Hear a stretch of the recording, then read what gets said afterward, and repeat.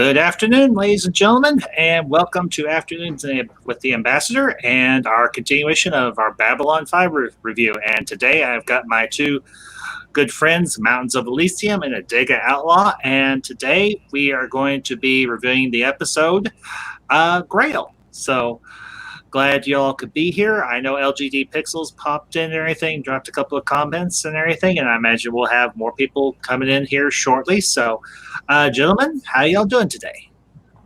Doing good, thanks. Yeah, not bad at all. Okay. You might want to explain to everyone your little intro banner. Oh, yeah. The ones.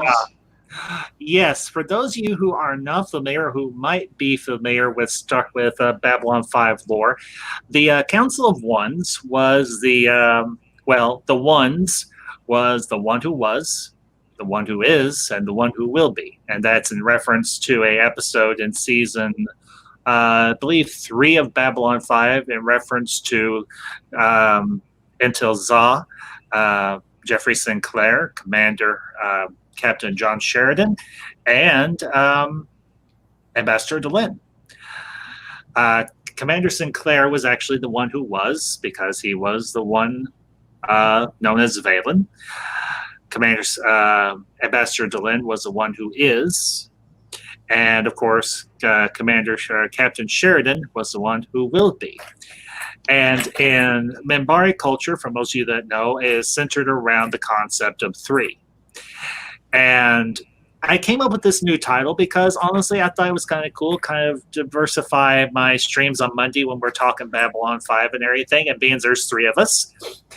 The one who was, the one who is, and the one who will be. So hope that gives a little background, and hope you all enjoy the new intro. And, of course, we'll be continuing the same content on Mondays, but I wanted to do something a little bit different, kind of break up the monotony a little bit. So there you have it. But as I was saying, we're going to be talking about season 1 of Babylon 5 and the episode called Grail, which a lot of people I know would probably say is a filler episode, which doesn't have a whole lot to it. But honestly, I think it is a extremely interesting episode, and honestly a lot of fun. And to the chat, Junebug Films, greetings, sir. I have seen your name popped up on my feed on Twitter and what have you, and glad you could be here today. So thank you for joining us. But guys, as always, we don't stand on a whole lot of ceremony, so let's jump on into this and let's discuss Grail.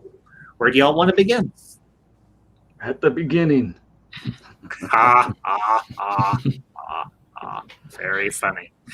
So No, I can understand why some people would think that this was a filler, but there was one line in there, which we'll probably get to in a little bit, which is definitely no. This is explains a little bit more, like we've talked about the past couple of episodes, where it's building who Sinclair is. Yes.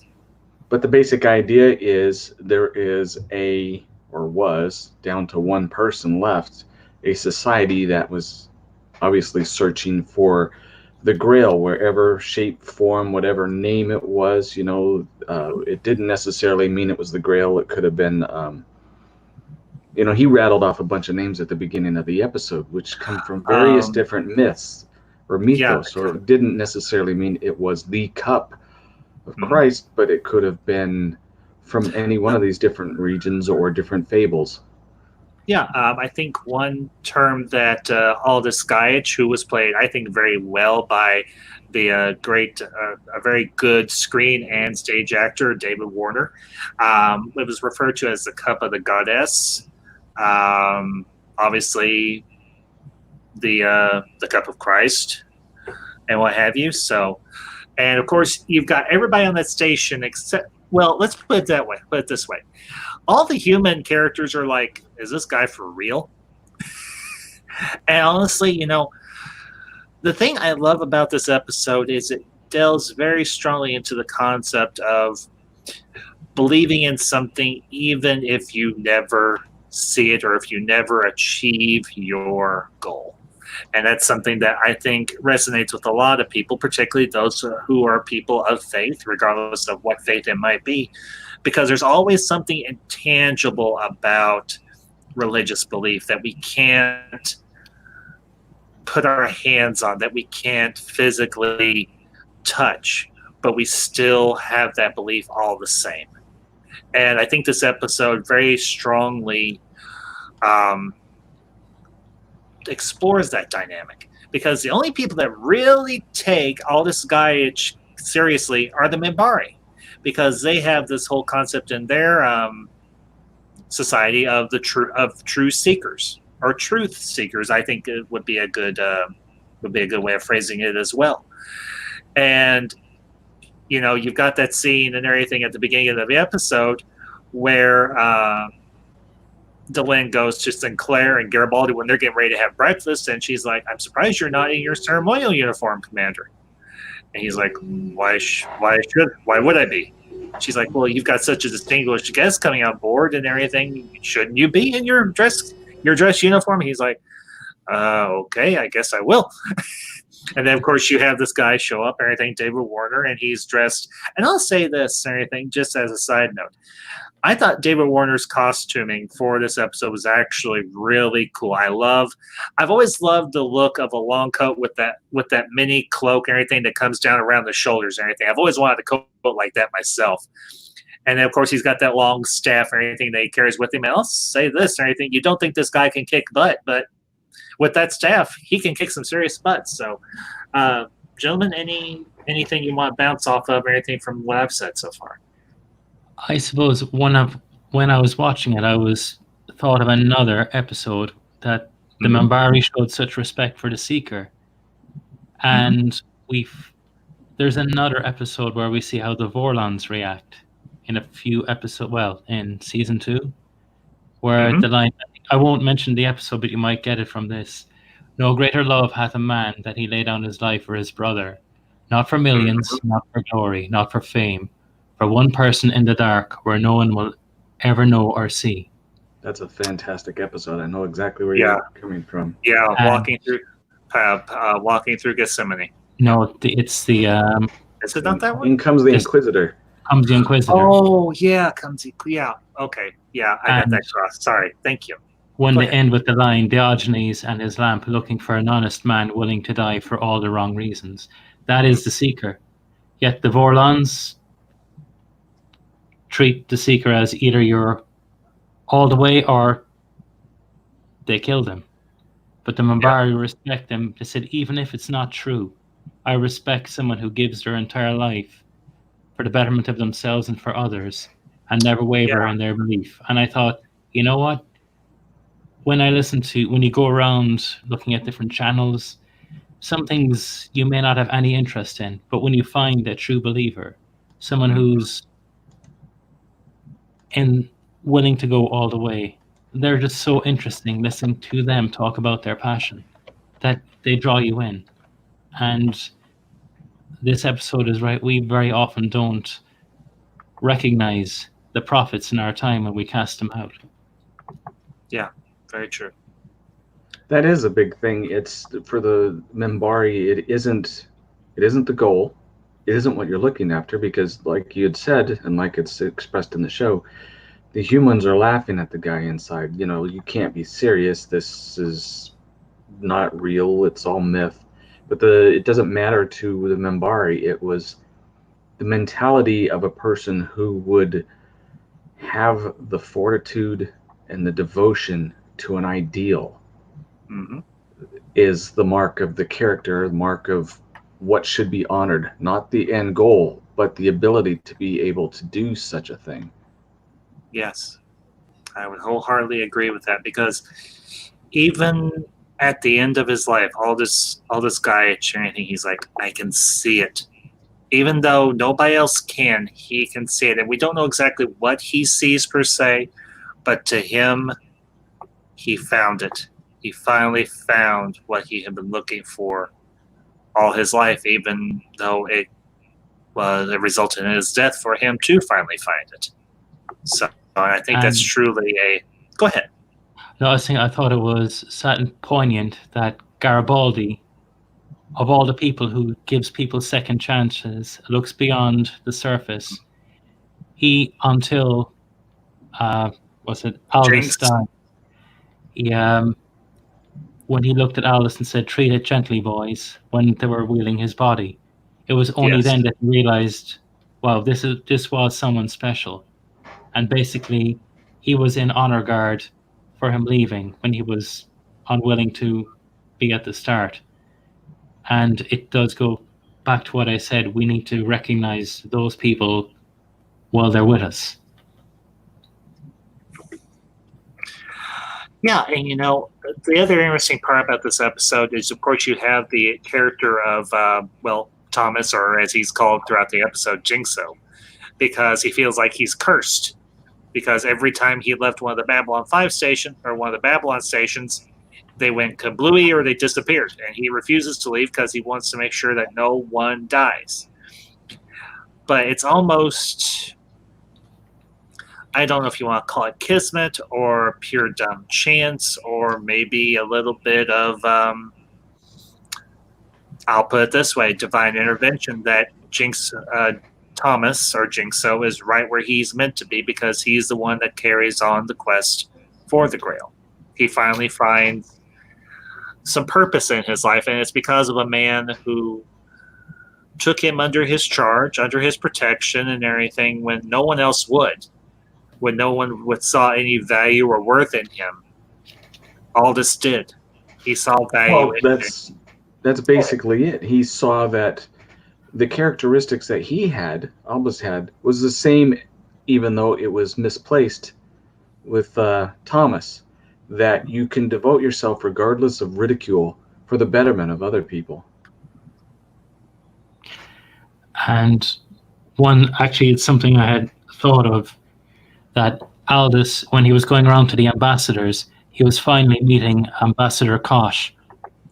Yeah. And yet he walked away from his answer to comfort Thomas.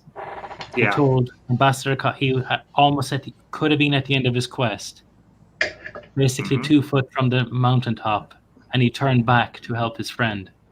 And that shows the real character of who Aldous was. And Jinxo was willing to do the same thing for the ombuds. He walked in front of the feeder to protect him and free him. Yeah. And just very briefly to the chat, number one sci-fi, good to see you, my friend. Glad you're here. And that's another interesting thing about this episode, just to transition for a few minutes. This is our first time of getting a real, although we got a look at the judicial system in the Babylon 5 universe in the pilot, this is our first time we really get a kind of a deeper inspection, or a deeper look at how the judicial system in the future does work. And it's not completely dissimilar from what we have now, although it seems to maybe work a little bit better, in a manner of speaking. Although it does still have still has its flaws, but it seems like it's a little bit more, I don't know, maybe impartial, in a manner of speaking, because you've got this gentleman, Ombuds, Wellington, I think his name was, or Wellington, something like that. And it's an interesting piece of world building, because you don't see this sort of thing very often in science fiction. A judicial system of any sort, really. Although maybe we would be surprised it'd be more surprising if we did and everything. But this is, I think, kind of sets a precedent for having some sort of a representation of what the judicial system in the future might be like. So, guys, any thoughts on that? I actually found it interesting that when I was watching this show with my wife, and she saw Babylon 5 for the first time with this show, and we noticed that Ombuds Wellington was himself a true seeker. He looked for the law, he sought justice, because he could have put Jinxo in prison, but he was willing to show leniency and look at true justice. I'll not only help you, you can't come back, you have to pay for your crime, but we'll pay for your way to better yourself. And that looked like he wasn't about just the hammer of justice, he was justice and mercy. Yes. He comes back in a few episodes with the where the machine comes into. Yes. Yeah, with the episode with Jim Lockhart. Yeah, I know which one you're talking Even about. there, he's stepping on Garibaldi, holding him back, saying, "No, we must deal with justice." Yes. Well, and Adega, I don't want to cut you off. Any thoughts on any of that? Well, with the judicial system, I think you guys got it pretty good. The only other thing I would add is that with this Yeah. episode and with another one, when Sheridan gets captured, the bad guys are the Greys. Abducting people, probing people, testing people. I think Yes. Straczynski has a problem with the Greys. Yeah, honestly, this episode is not without its humor. I would say honestly, it's in some ways it's a little more humorous than some of the other episodes we've had thus far. But that's the great thing about this; it has a good balance to it. It's not overly serious, but it's not overly comedic. But the comedy is handled in a very well balanced way. That's the thing about Garibaldi. He has the best sense of humor on the show. I mean, throughout episodes, whenever he pulls it off really well. And it's usually against Londo. Like, we found out that when it's really, really quiet, that's when they strike. Yeah. Hey, And yeah, hey Fortune Barber, good to see you. Glad you're here. I hope you're doing well, sir. And speaker, hey speaker. Yeah, we missed you on Saturday night, but I'm glad you were able to get everybody mobile and get everybody back up and running. Thank you for being here, sir. Glad you're doing okay. But yeah, honestly, the whole issue with the Nakaline feeder, that thing just is. And of course, we have a nerd. And of course, just another nerd coming in with the comedy. Good to see you, sir. Glad you could tune in. And I will king shame. It's my channel. I'll king shame all I want, and I'll let my guests do the same thing. So if you don't like it, there's the door. You got to learn your lesson there, Ambassador. Never mess with a goblin. I'll mess with a goblin. I kill goblins all the time. It's actually lots of fun. Not this one. They taste pretty good in stew. That's a reference. That's a reference back to Shrek. If anybody gets that reference. Yep. Actually, no. What he says is they're pretty good on toast. So, but yeah, you have that scene there at the beginning of the episode and everything with Ombuds Wellington, and you've got the other guy that's got a claim against the Greys, and the Greys are just like holds up a card, and Ombuds Wellington is like, "Can we get a translator in here? Why isn't the Ombuds? I forget the name and everything of the other Ombuds. Why doesn't he get these cases? Why is it always me?" So, I think that guy who's taking the case, he's the guy in season 2 or 3 that Lanier actually lies to. The what's he called in that Flynn? He's the obnoxious guy who Lanier tells, "I'm actually dying and I have a contagious disease," to get rid of him. And I thought I said earlier the same character. He's the director of photography on Babylon 5. But he had some credits to it's the Screen Actors Guild, so he was able to have speaking roles on screen. So he appeared in 3 episodes of Babylon 5. Interesting. Well, one interesting thing about this episode is this is one of the few times that we actually see Londo freaked out when Sinclair goes into the casino and is like, and Londo in his very thick accent, "The only Nakaline is a dead Nakaline." And I'll say it. And I'll say this much: those things are ugly looking. I mean, you think the xenomorphs are ugly, and hey, PJ, good to see you, sir. It's been a little while since you've been in here. Hope you're doing well. Glad you could tune in. So, but yeah, this was those Nakaline feeders. Yeah, To quote another favorite show from the '90s of mine, they give me the Wiggins. And if you don't get that reference, it's okay. So, yeah, but those things, ugh. And of course, you've got the scene at the end and everything where Sinclair goes to Kosh, and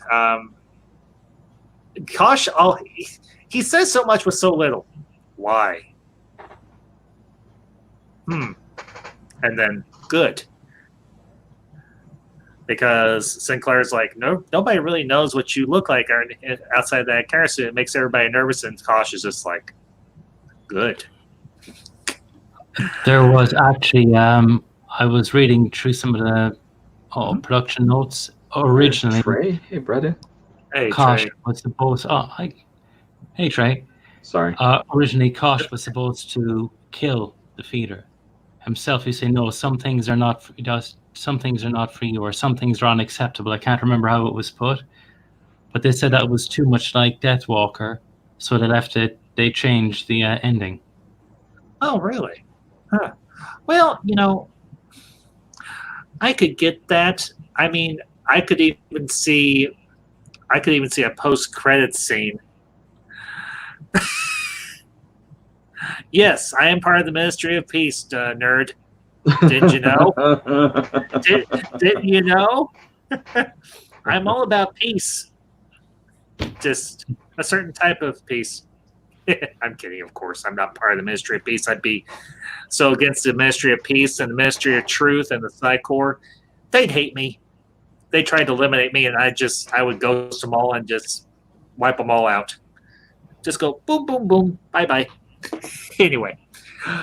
But yeah, honestly, I would have been intrigued and everything to see what an encounter between Kosh and Deuce would have been like. To be honest with you, because I would think Kosh would have been just a little bit miffed, and we might have seen the darker side of Kosh in that particular encounter, and he probably would have squashed Deuce like a bug. Good chance. Yeah, because Kosh is not the type of Vorlon you want to trifle with.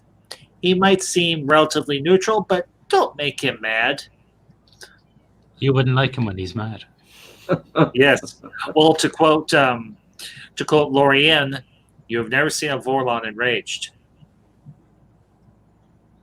and I would imagine Lorien probably saw his fair share. Of course, this will come in time. No, Bester was a jerk. He was a semi-sympathetic jerk, but he was still a jerk. Because he thought he was better than everybody just because he could read minds. Good day for you. What, you want a gold star and a cookie? Oh, wait a minute. You got a pair of gloves and a badge. Wow. I'm so impressed. You wouldn't like the thoughts he would not like the thoughts I would be thinking towards him. That's for sure. And he certainly wouldn't want to think. He wouldn't want to poke around my head. Sometimes it can be a very dangerous place. So, but I feel like we've gone off a little bit of a rabbit trail, although it's been a fun one. Guys, what else you want to talk about this episode? One of the biggest parts, I think, in the whole episode, besides just good acting, learning a little bit of how the Minbari respect someone's heart and devotion towards a cause, but there was a point where Sinclair and Delenn were talking in the hallway. Mm-hmm. And he was kind of making fun of the Seeker, and Delenn was defending him. And I can't remember the exact words, but she basically told him that you're a Seeker and you just don't know it. Not in so many words, but that left him thinking. And two reasons. One, he learned that there's something more that she knows about him. And the other thing is that he has a lot of respect held by the Minbari for him and what he's doing. Yes, because the truth is, Sinclair is trying to seek truth. He's trying to seek the truth about what happened to him at the Battle of the Line, and he's slowly putting together piece by piece by piece by piece. And, nerd, fine, let them go ahead and put me on the list.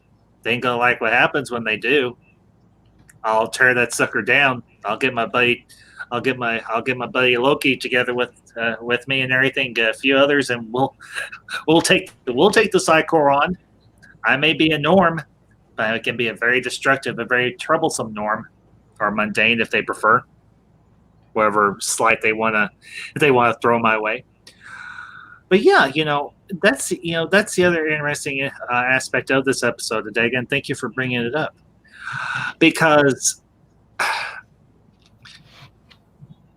for a lot of the population of the world, they look at people who are of a particular religious belief, and they're like, you can't see your God, you've never seen Jesus, so why in the world do you believe? And it comes down to one simple thing: faith. We have faith. Even though we cannot see that which we devote our lives to believing in and to following and modeling our life around, we still believe. Because, well, in the words of Christ himself, those who have not seen believe, and those who have not heard will hear. And he says that to Thomas, because doubting Thomas the Apostle, is like, and I think that's actually, I think for Straczynski, I think that was a nice little, well, actually the writer of the episode, I think that was a nice little bit of wordplay and everything there, because the character Jinxo, his name is actually Thomas, and the Apostle Thomas was known as Doubting Thomas, and even Jinxo doubted Aldous in his quest and everything, his mission, seeking the Holy Grail. And at the end of the episode, he looks back over his shoulder at Sinclair and Ivanova and Garibaldi when Garibaldi calls him Jinxo, and he's like, it's Thomas. He's left that other part of his life behind him now. He no longer feels like he's cursed. He no longer feels like he's a jinx. He has a new purpose in his life. He has a new goal. And he's dedicated his life to this goal because this one man, Aldous Gaiich, believed in him when no one else did. And I think that, Aldous makes a very good point during the episode and everything. And I wish we had had more time with this character and everything, because unfortunately Aldous Gaiich does get killed. But he makes one very good point to Jinxo, or Thomas, whichever you prefer to call him. And he's like, you are not who others say you are. You are who you believe that you are. And if you believe that you are a good and an upright and just man, then that is in fact what you are. It's almost like Aldous was saying, the perceptions that everyone else has about you are not who you actually are. And it's almost like Aldous had this perception or ability to read others that no one else did. And I think that was a very nice moment and everything. And it's I think it's a nice part of the arc of this episode. Not only was Aldous seeking an object that may not even physically exist, but he was seeking, and inadvertently, he sought out this one individual that would eventually carry on his legacy.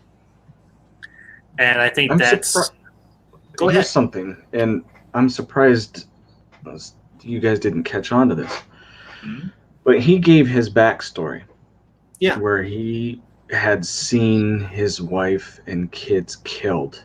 Yeah. And he was left disillusioned and wandering and having troubles for quite a while until he ran into the one who was his predecessor. Mm-hmm. And then he started seeking. And you think about it, when he died, he said he found it. Yeah. Okay, put that together. Mm-hmm. Well, in a way, I think maybe in a way what he was seeking maybe was his family, to be together with his family again. That could be one interpretation. But, Partly. Well, I think I know where you're going, Adega, and I don't think I'm too far off. The thing, I'll put this in context, I think, would be relatable to everybody and is relatable to me. After my divorce from my first wife, although I was a Christian, I had lost my way. I had lost I had lost my family. I had kind of lost my identity. And I felt, even though I was part of a very supportive Christian community, I felt like I didn't have a clear path ahead of me. I didn't know where I was going to go next and what I was going to do next with my life. And that I could actually relate to Aldous' situation after the death and everything of his wife and family. Because we all, even if you are not a person of faith, you sometimes are like, what is this all about? What is the thrust? What is the whole point and everything or meaning of my life? And Aldous' predecessor, in a manner of speaking, gave Aldous that direction that he was, even though he didn't realize it, he was in fact looking for. And in the same way, Jinxo was just kind of floating around the station. He was getting into trouble, just trying to make ends meet and get by. But in the end, by Aldous sacrificing his life and sadly dying, Thomas took up that mantle as a true seeker, a seeker of the Grail. And that gives him direction, because if you remember earlier in the episode, the Ombuds, Wellington and everything tells him, you are a great zero-grav constructor. You could get a jump anywhere and everything and get a very well-paying job and have a good life. Because obviously that kind of work is very lucrative and it is in high demand. We can figure it and everything. But it turns out, by this chance encounter with this gentleman, Aldous Gaiich, Thomas finds inadvertently his real purpose to carry on this quest to find the Holy Grail. Obviously, first to take Aldous back to Earth and everything and lay him to rest. But then after that, he has his mission. He has found meaning in his life. And that, honestly, I think is the whole meaning of the quest for the Grail, is to find meaning. Because if you want to build off of this episode and talk about Indiana Jones and the Last Crusade, the thrust of that story, of that movie, is finding meaning, is finding, as Henry Jones Sr. says, finding illumination. And I think that's what a lot of people who seek truth, particularly those who are or might be of a particular religious background, are looking for. They're looking for meaning. They're looking for illumination. They're looking for purpose. And oftentimes that is what faith can give you, is a purpose. And Fortune Barber brings up a very good point. I'm actually going to highlight it here. Let me, if it'll pop up here. There's always a delay. There's always a bloody delay. But Fortune Barber says it perfectly. You find your real purpose when you hit rock bottom. Your turn, Elysium. Take a shot at it. Go ahead. I was thinking that the cup was described as to bring healing to the world. And Yes. Aldous didn't find healing because he felt he'd failed. He was the last of his line. And when Thomas told him that, yeah, I'll carry on your quest, then that's when Aldous said, I can see it. So he found his healing. That the quest actually brought him the healing. Whether it's true or not, like Delenn said, it didn't matter. The cup, the Grail, brought him healing. Didn't save his physical life. It saved his soul. And that's what I got from it. I look at it different than both of you guys. Okay. For both of them, and not so much Thomas, but in some degree it was. And for even the predecessor, they started off with what they need to find meaning for themselves for, how the universe works, and maybe there's a little bit of altruism mixed in. But when it came down to the very end, it wasn't about them at all. Yeah. And that's where they found it. The Grail has nothing to do with being the Grail. It has to do about what it does for everybody else. And he gave his life for somebody else. And then he hit the goal. He realized, you know what, my family was important to me. But the biggest thing isn't so much what's important to me, it's what I can do for everybody else. At least that's how I looked at it. Well, and here's the thing, Adega. None of our conclusions are necessarily inaccurate because in all of them, there's truth to it.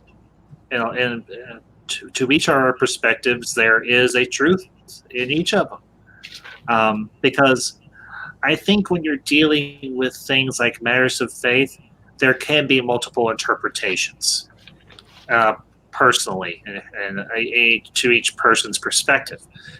And what we've each said here isn't incorrect, and it isn't contradictory to the other.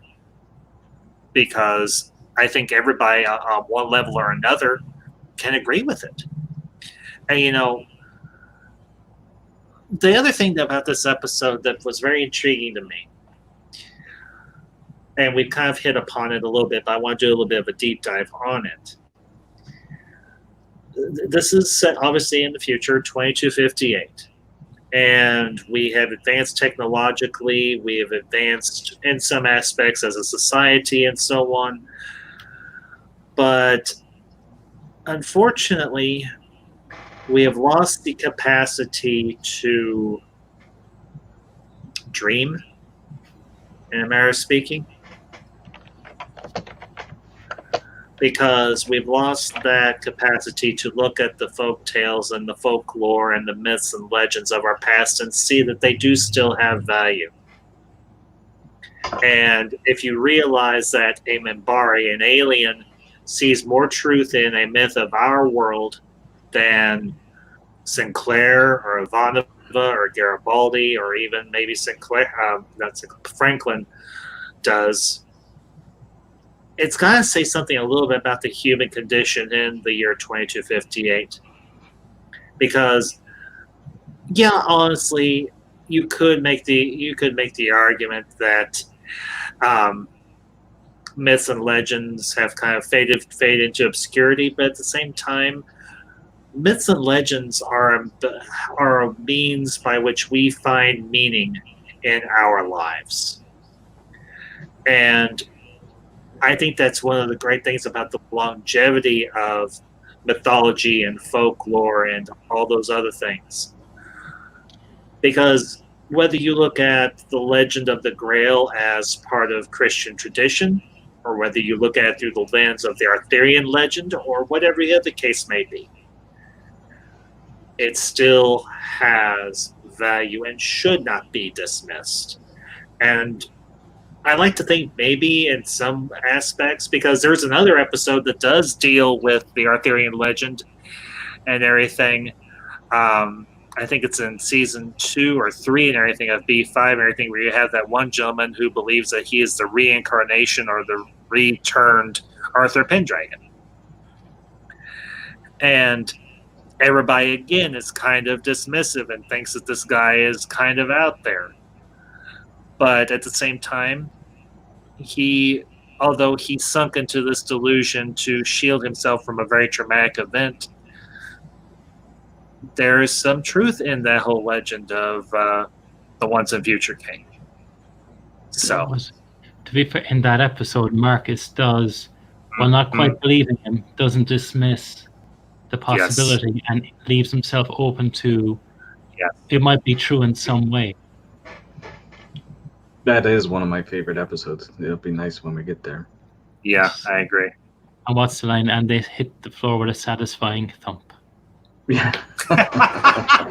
Yes. And just another nerd. Yes, we know you have your fixation on Ivanova. We get it. She's very pretty. She's a very, very attractive woman. Yes, we get it. Now, It's go. not that he likes about Ivanova. He likes the I know. abuse. He needs someone to beat on him, to yell at him, to tell him to pick up his clothes, stop picking that enormous goblin booger nose. He needs that in his life. The structure is what he's after. And What's the find line? yourself. Lie to me about your family next time my way, is it? Yes. Yeah, that'll come up in I think that comes up in next season.